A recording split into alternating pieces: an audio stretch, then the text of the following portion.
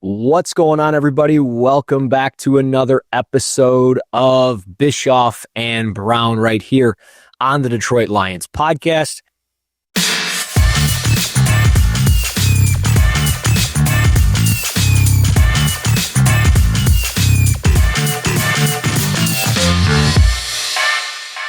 He's Scott Bischoff. I'm Russ Brown. We are back. Another episode.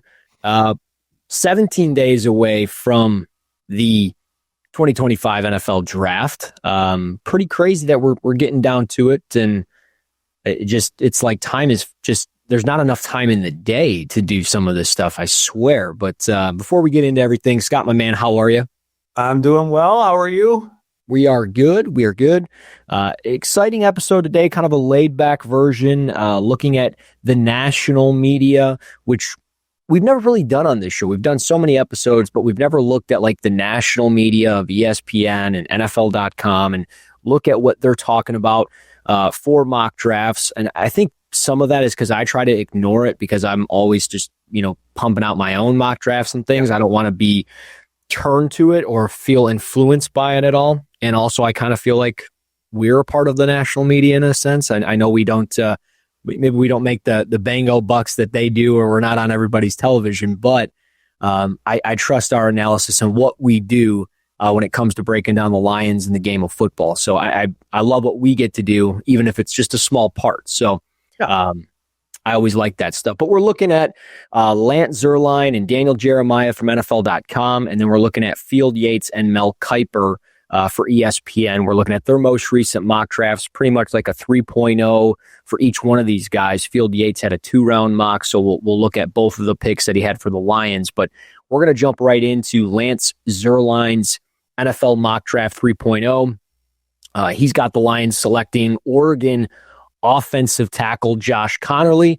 And I'll be honest, this is the first time that this has even crossed my mind. You know what I mean? I never even envisioned Josh Conerly as really a first-round pick. And it seems like looking at some of these national media mock drafts today, I mean, this is really the first time I've taken a deep dive into it. First time I've really seen it, and I've seen a couple different mocks with Josh Conerly in the first round. So I'm really curious, what you think of Josh Conerly as a prospect, and ultimately, how does he fit in Detroit off of this mock draft? And ultimately, is he somebody that maybe we should expect to hear night one of the first round of the NFL draft? I don't know. That's the worst, right? Yes. Yeah, it's a tough question. I mean, because it's so out there. It's is it though? Really? I don't know. So to me, Conerly's fine. He's a good prospect. He's a good player. Played left tackle for Oregon. Big program. They played in big games this year. He went against, decent pass rushers, all that stuff. The issue I think I have with it almost immediately is the idea that he really isn't helping them, because I don't see him being able to play guard. So that's, I guess, my question for you is, do you think he can play guard in year one and year two, and then eventually kick out to play tackle when Decker maybe is done? Or if Decker gets injured, is he your left tackle starter? I don't know. But I do not think that Conerly is, he's got all the movement abilities and all the, they could run outside zone with him, which the Lions, obviously with Gibbs, they sort of transitioned to a heavier outside zone team last year than they were the year before. They still run their man concepts and all that stuff, but I think he can function in all those ways. I just don't see a player who can hold up with the immediacy of the power that happens if you're playing guard. I can't see him holding up real well against big, strong 3-techs. Yeah, who are quick. I just think he's going to get. He's just not powered up enough to play guard. I don't think he is. So, in the end, is this a player that is this first round pick a player that helps you at all, barring injury? And I guess I question whether that's the case. If Decker gets hurt, it's probably nice to have this guy on your roster. But if he can't play guard, he's almost a backup. And are you taking a backup player at pick 28? Because it almost feels like it's too forward thinking, like right. too far into the future. Right. But, like you could draft a receiver there and you could sprinkle him in for 30, 40 touches on the season and it's okay. And then you get to year 2 and there's 60, 70 touches and then so on and so forth. There's progression. This, if he's playing and he only plays in 3 games, you're still like thinking, okay, maybe he's still rough around the edges. Maybe he's not ready to go. And I know Taylor Decker's getting older, but he's not technically old yet. I mean, he's younger than I am, so it's one of those things where it's like he's in his early 30s. He still might have another 4 or 5 years left. So that might be one where you're kind of shooting yourself in the foot because you never really know what you're going to get out of Conerly unless you're fully prepared to move on from Taylor Decker down the road. But I'm with you. I don't think he is a guard. I think he is a tackle, but he checks a lot of boxes. And I just wonder, like, off the combine, he had actually a really good combine workout and it kind of just swept under the rug from everything else because we were so caught up on who didn't work out and who didn't test. And this is a guy that's 6'4", 311, 33.5-inch arm, so plenty of length and size. And he ran a 5.05 40, a 34.5-inch vertical, which is really good. For 311 pounds, it's 97th percentile. A 1.7, 10-yard split, which was 91st percentile. Like, he had a really good workout. And I just wonder, like, maybe there is something here that he is going to end up being a first-round pick because of the combine, and he's checking a lot of boxes because that's what the draft process is. I could see him being a first-round pick because there aren't a lot of tackles in this draft. Yeah, it drops. But the problem to 2 things. He doesn't punch. No. So, like, show me a guard or a tackle who doesn't use their hands real well, or at least powerfully, and then a player who I think lacks power to begin with. And we've all seen the Mike Green rep from the Senior Bowl, where he puts the crown of his helmet underneath Conerly's chin and just runs him over. And it's like, that's kind of the problem, is that if you expose your chest repeatedly, you're asking for power guys to just run through you. Yeah. Right. And that's so. Does that mean he's a finished product as a player who doesn't punch? No, he can learn all that stuff, but as a prospect, that's a problem. And then the other thing is it ignores the concept of Giovanni Manu, which we don't know yet. Like, right. He obviously is a project, and year one is in the books, but we have no idea what that guy's going to look like or what he's going to develop into. And are they willing to then, we're probably spending too much time thinking a little too deep about this, but are they willing to just forego what Manu is as a player and as a project to then take this tackle to step in front of him? And would the Lions do that? Right. When everything they've said, and it's not like they go out and blow people, just to do it. If they're saying something positively about a player, it's because it's deserved. Mm-hmm. And they're talking very positively about Manu and his growth as all this other stuff. Would they then throw this player in front of him in the pecking order? I don't know. So I guess I just have a few questions about it, but none of that really has anything to do with Conerly as a prospect. It's more like situationally, does that fit what the Lions are and what they're going to do? I don't know. It doesn't feel like it. I mean, like you said, he's still not technically as sound as you'd like him to be as a first-round pick. Doesn't have the desired play strength.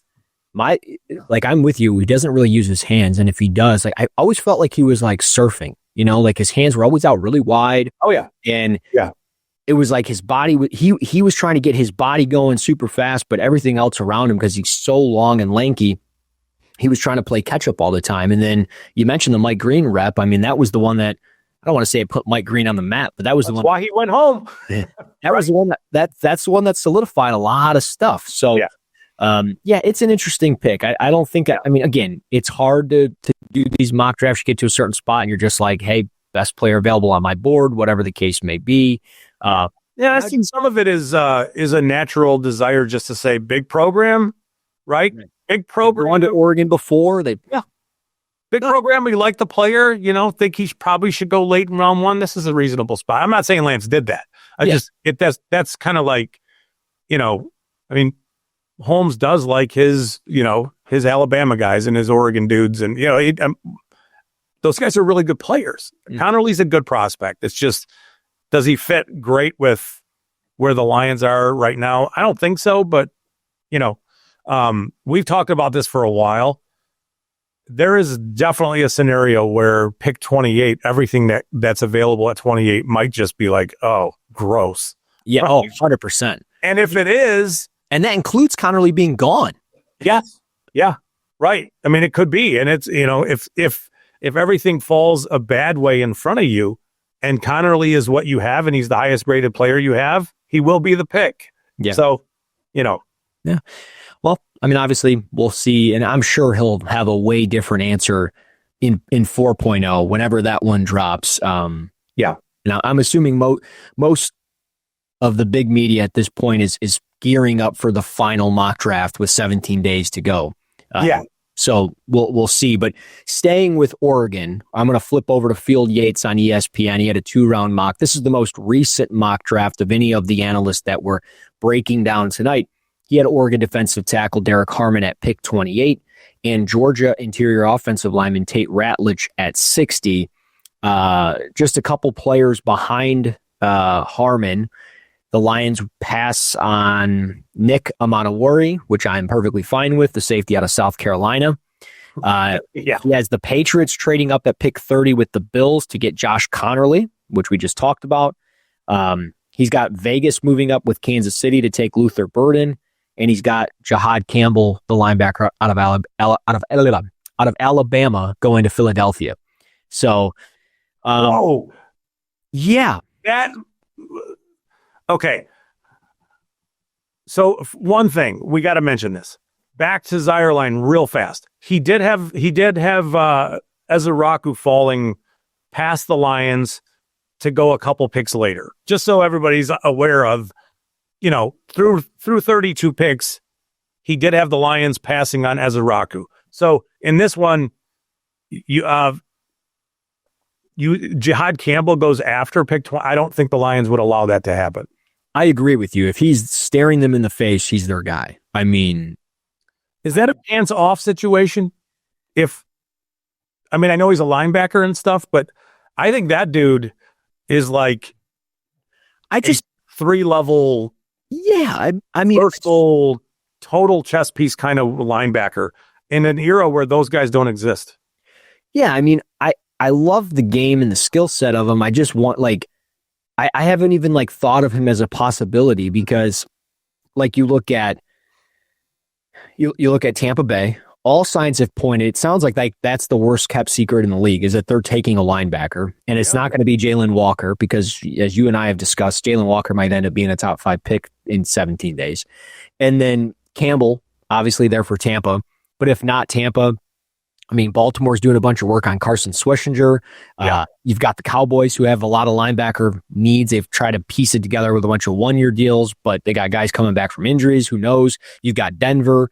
What do the Packers do? What do the Vikings do? I think there's maybe the shoulder injury causes him to slide a little. Yeah. But even having said that, I don't think the Lions would allow Jahad Campbell past them. No, I agree. But I wouldn't want them to. No, I'm with you. I think he would make a lot of sense. I mean, before the Lions pick, he's got James Pierce going to Baltimore, Maxwell Hairston going to the Rams. So I could easily see him going to one of those two teams because they both could use, some linebacker help if they wanted it, if they needed it. Yeah. But looking at Harmon, I mean, he makes a lot of sense, right? It's just looking at it. I mean, we both have said that Aleem McNeil's not going to be ready for the start of the season, and Dan Campbell pretty much alluded to that at the owners' meetings. Or whatever the owners' meetings down wherever they were at. But that one makes a lot of sense. Like Derek Harmon, Detroit native, perfect fit for everything that they need. They want him as a 3-tech, they got it. They want him as a 4-eye, they got it. A 5-tech, they got it. Yeah. He's got things he's got to work on, but he's certainly a top 25, top 30 player in this draft, and that's one that just makes a ton of sense. And then, the Georgia interior offensive lineman, Tate Ratledge, completely would make sense. He's a perfect fit for them. I mean, right? Like just a a bruiser, mauling type of guy, but can also get out in space. He moves. Yeah. I think sometimes I do think that, like, watching him, it's almost too much. Like, I know exactly where you're going. yeah, like, dude, you're not, like, sometimes you can move past the guy that you've blocked. You don't have to throw punches with that guy. Right. He's so overly aggressive. And there are moments where, even though he's athletic and you can see that stuff pop, where he'll punch. So he's the opposite of of guys who won't punch with their hands. Mm-hmm. He punches like crazy, but both of them at the same time. Yeah. And if he misses a touch with either one of his hands, he's off balance, right? Like, and it's like, all right, you've now turned into a lunging waist bender because you stopped your feet to throw these heavy hand punches, and it's overly aggressive. Right. But he is obviously, he's athletic enough. I just think that there's a little bit of, you got to dial in the control in which he plays. And if you can do that, I think that, I think that's okay. Obviously you need a guard. You need somebody to step in. I think he'll be, my guess is he might be available a little bit later, but nobody's really going to argue with a starting guard at any point past, at pick 60. You're not going to argue about it, but he's got some things that he does need to resolve. But, the whole planet theory concept of there's only so many guys that big, that strong, that can move the way he does. Yeah. It'd be, it's cool. I do think that you got to dial back the aggression, which seems like a Campbell kind of a thing. Like, you know what I mean? He's got the mullet, all that stuff. But that's kind of like what Christian Mahogany was too, right? Like, overly aggressive, had to dial it back a touch. And again, we haven't seen a full 16, 17 game season for him, but it's kind of the same thing. Like you're taking a guy that you're going to develop, and you have waiting in the wings. And if something was to happen to Glasgow or Mahogany, that seems to be the guys that are going to be starting at guard for them next year. Yeah. This gives you a little bit of assurance there, especially if Manu has any type of setback and he's not developing. If he is playing tackle or guard, we'll see, obviously. Yeah. But this just gives you that assurance. And Tate also he tested really well. And I didn't realize until the combine, I didn't realize he was 6'6", almost 6'7". Like, that's kind of unheard of for a guard. He's got 32.25-inch arms. He ran a 4.97. Yeah, he's got a weird, like, a strange body. Like, so does Harmon. They both do. Like, Harmon had to remake himself going out to Oregon, and he did. And I know he works on his pass rush, his hands and all that stuff. I know he does. It's just, how much, because he's got really small, he's got like a smaller lower half. Yeah. And he's got, he's carrying a lot. It just seems like he's kind of thin waisted and almost top heavy, but he's very explosive for a huge guy, and he can run. So he would be a nightmare in some ways for defenses to handle, just because of his lateral agility and all that stuff. But, both of those guys would fit fine. It makes sense. It's just, there's things that you need to clean up with both of them, but it's pick 28 and pick 60. So, those are two bruisers who you would say, you're building from the trenches inside out, and that's cool. And if it just feels like a very like Lions type of draft, right? Like just starting the trenches, not saying we're hitting a reset here, but you're kind of retooling and rebuilding for the future. You're getting guys that could potentially impact right away. So what type of level? Are they high level, mid-tier level type impacts? Obviously, we'll see. That's yet to be determined. But looking at that second round mock, at pick 57, Jalen Noel from Iowa State, he was there. He went to the Panthers, which I still think that guy could sneak in the first round. Xavier Watts went the pick before to Baltimore, which is that is such a Ravens pick. Pair him up with Kyle Hamilton. Yep. And then a couple picks after, the Saints traded and got Will Howard. Jacob Parrish, the corner out of Kansas State, went to Buffalo. Landon Jackson, the edge out of Arkansas, went to Kansas City. And then Alfred Collins, the D tackle out of Texas, went to Philly. So kind of makes sense that they went with the offensive line route because the two defensive players, I don't think the Lions are the team that's going to take a defensive tackle and a defensive end in this draft. I think they're taking one or the other. And if they take a D tackle, it's going to be that tweener type of guy like a Derek Harmon who could play in multiple spots. Not a true 3-tech, not a true nose, a guy that can play in multiple spots. That's just how I feel with how. No, I mean, I think that's fair. I think they do need two edge presence kind of players. Mm-hmm. If one of them is capable of playing 3-tech for you, let's say, 50% of the snaps ish, while McNeil is not ready to go yet, that's great. Yeah. So, I mean, it's not that I want to put the tackle and edge positions together, but I do feel like we've seen Holmes double dip on positions in the past. I can see him doing it again, either with two edge players, an edge and a D tackle who can play a little bit of edge for you. I can see. Yeah, I think that makes sense.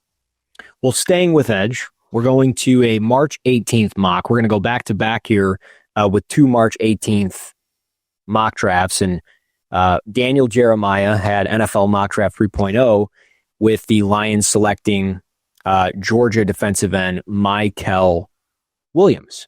Now, this one's interesting because we talked a little bit about Michael Williams last week and how he's getting some of that top 10, top 12 buzz. I don't think he'll be there. I think the league is way higher on him than you and I are, or really the media. It seems like it, yeah.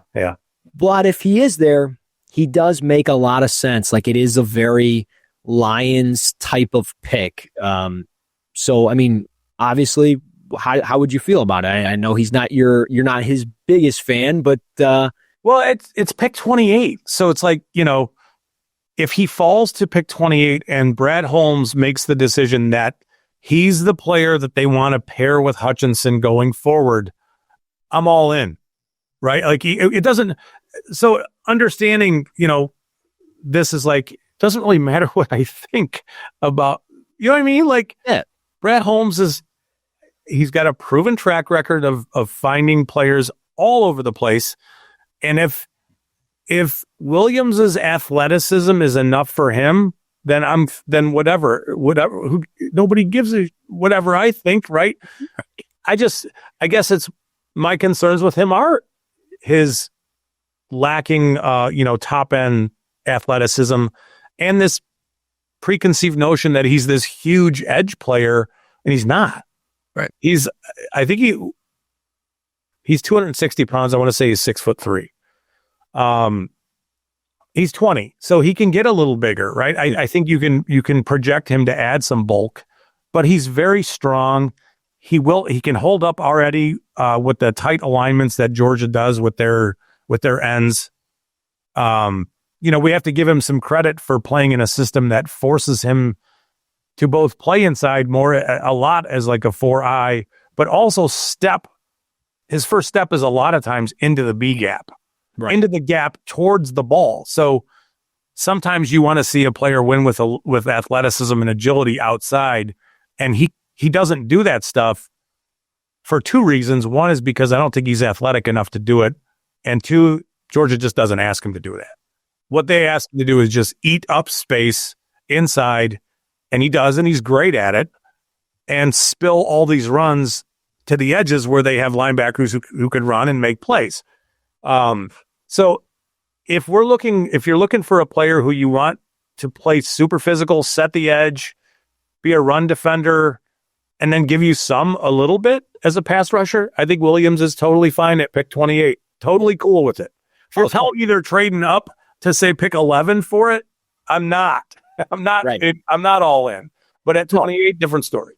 100%. I think if he's there at 28, I would almost expect it to be like 10 minutes on the clock, and at 9:30, pick is in, and Michael Williams is the guy. Like, that's just the way it feels, because he's exactly the type of player that they look for. Because we talked about this last week. I don't think they're looking for like a Hutch 2.0. Maybe they are, but they know it's rare to find that. Yeah. And I don't think they need Michael to come in and be Hutch 2.0. They need no. And if you think about like what would the perspective or the perception be around the league, I think everybody would be like, "Oh shit, the Lions, man, they just got that guy," right? So that kind of fits the Lions' draft history under Brad Holmes. Like, oh, they got J-Mo, didn't expect that. Oh, they got Jack Campbell and Jahmyr Gibbs, didn't expect that. They got Brian Branch in the second round, no idea that was happening. You know what I mean? Like, Those are the things that they do, Sam Laporta, so on and so forth. So I did find this interesting with Michael. When you go to mockdraftable.com and you throw in his name and measurables and all that, 6'5", 260, 34-inch arm. Yep. But the top guy that's like a comparison at 99% is Michael Clemens from Texas A&M, the guy with the Jets now.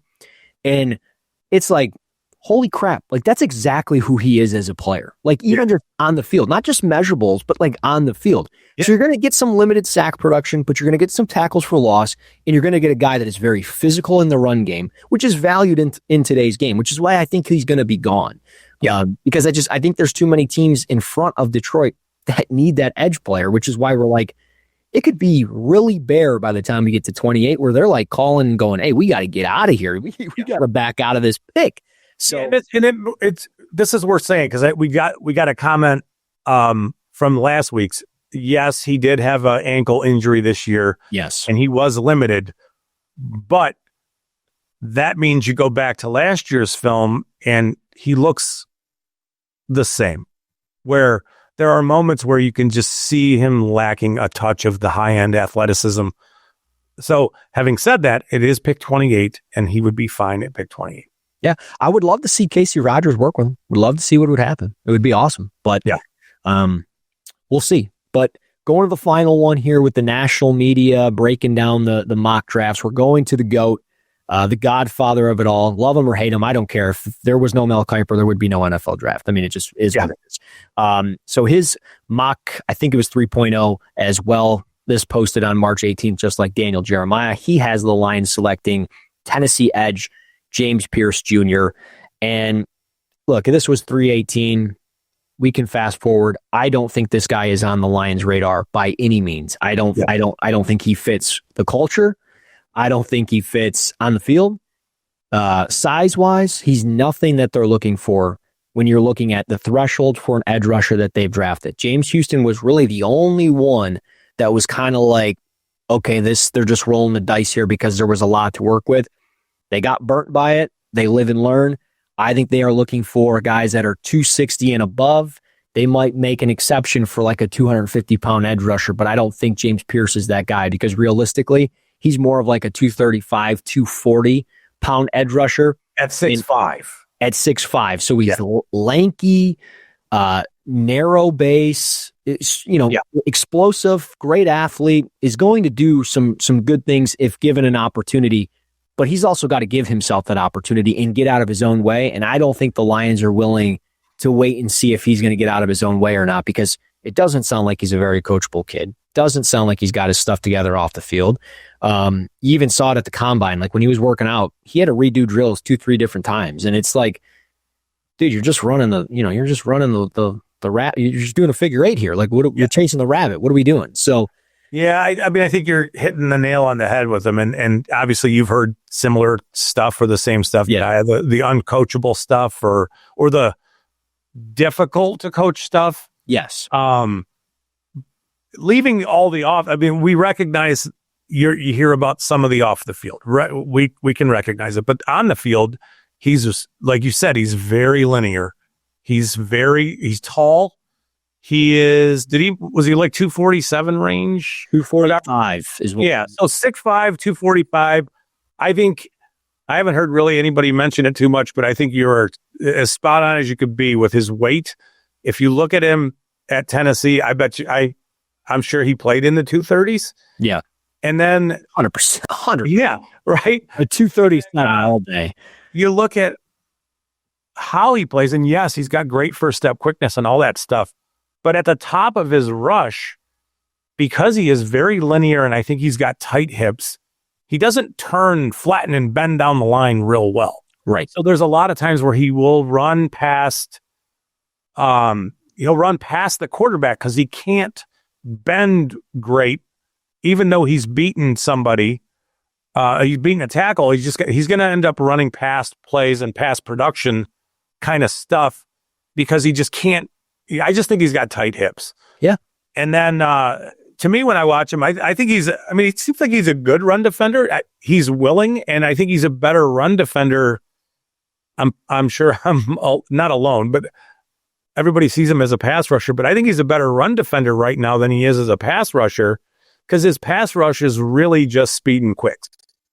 Yeah. Where if he's engaged, it's not like he's really, he's taking on half man or, he doesn't have moves. He's not working his hands and all that stuff. So it's either he's winning with speed and quickness or he's getting pushed past the pocket. Yeah. And then as a run defender, you'll see him step up and be physical and take on blocks and he'll make plays and all that stuff. So he's willing to do all those things and he's a physical football player. It's just I should just be quiet and just repeat what you said. I don't think he's in the Lions' plans simply because of his stature and his small frame, right?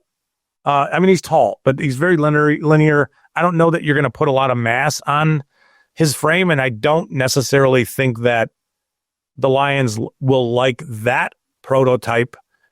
You mentioned James Houston, and it's intriguing because I know one of the things that undid Houston here was their desire to let him or to force him to play in coverage, which is what they were going to do with him, with trying to get him to play the Sam position. Yeah. But with Pierce, you're looking at just an edge player and not a player you'd be putting in coverage at all. Yeah.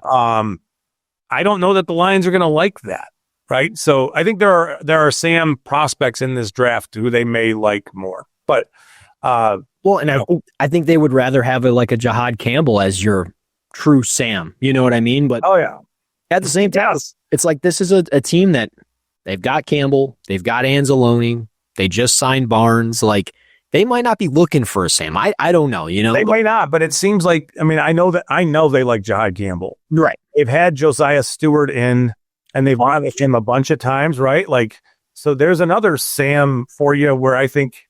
And I would rather have Josiah Stewart at pick 60 than James Pierce at pick 28. All day long. Yes. All day. That's automatic. And that's just simply because of the off the field stuff. Yes. It's just, there's a lot of. I think Josiah Stewart's he's a better football player overall than Pierce is. I do. But I like the way. So, everybody's going to say Josiah Stewart's smaller, but he's just shorter. They weigh, I would tell you that they weigh, I bet you Josiah Stewart weighs more than James Pierce. If you randomly had them weigh in on a Saturday in October last year, 100. I bet you he does weigh more. He does weigh more than him right now. He's 249. Yeah. So there you go. At 6'1", I like that leverage better than a guy who's 6'5" and slider and all. Yeah. Yes. Yeah. The shitty thing with Josiah Stewart is 31 and 7/8 8-inch arms. Like it is. Yeah. It's tough, man. But he's a baller. I get it. Yeah. And he's going to get engulfed and he's going to get swallowed up by tackles. But that's why, you can play him in coverage and he's fine in coverage. Yeah. Is he Jahad Campbell in coverage? No. But he's good in coverage. Right. Yeah. No, it's going to be really interesting. Some of the players that were left on the board off Kiper's mock draft, just to kind of close up shop here. Maxwell Harrison was the next pick to Washington. Kenneth Grant to the Bills. And I'll be honest, I think the Kenneth Grant in the first round thing just seemed, to me, feels like it's just kind of going away. I don't know. It just doesn't feel like it's as common. He didn't check as many boxes as we all thought he would at the combine. He did not. I thought he would be a little leaner. Yeah. Tested a little better. He didn't. Yeah. So we'll see. But Kansas City at pick 31, he had Calvin Banks. Banks is going to be long gone, just for everybody out there. I don't know. Whatever his draft position is, if it's 16 and a half, take the under. And then the last pick was Walter Nolan to the Philadelphia Eagles, which if he's there, I would be okay with that. I would take him over James Pierce, but that's just me personally. But it also sounds like there might be some stuff with Nolan too. So who knows? Yeah. You hear so many different things. Yeah, we are hearing things, and there was some stuff. I know you were down at the Senior Bowl, and I'm sure you heard the stuff at the Senior Bowl and the immaturity kind of whatever. Yeah, concerns there are in and around that, but I don't know that. That's an interesting sort of pick for Philly. Yeah.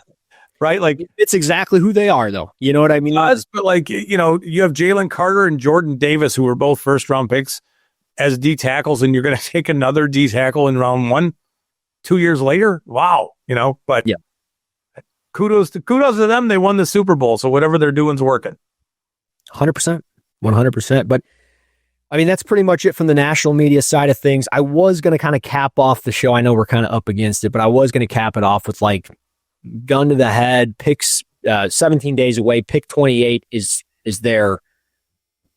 Who we going with? I mean, what do you think? 17 days out. What's the first player that jumps off to you? I can go first if you want time to think about it, because I got a name, and I'm still set on this. You call me crazy. People can call me crazy, but I still think that if Luther Burden is there, the wide receiver from Missouri, I think the Lions are sitting there for a long time, really contemplating what they want to do. Not just because of things I've heard or whatever. I'm not spoiling nothing. I don't know anything, but it makes so much freaking sense, man. And I think what's happening is I'm rooting so hard for him to do well because so many people say he's a bad football player. And I watch it, and because he's a bad football player. Bad football player because the data this, the data that, the yards per route ran, and this and that, and whatever, doesn't catch passes over the middle, doesn't look interested in running routes. And I'm like, can you blame a guy for wanting to run a route over the middle of the field after he just caught consecutive screen passes and lining up in the backfield in a full house and he's running to the flats? Like, he was so misused because he was their best player, and they did everything they could to try to get him the football and like disguise him. And people want to say he's Debo, and it's like, they're not the same. This guy can run routes. Watch him run a route. And I want him here because I want this offense to just continue to get better and better and better. And I know that I feel it in my gut that the defensive talent that we're all talking about is going to be gone. Yeah. Harmon's going to be gone. Michael Williams is going to be gone. James Pierce isn't an option for him.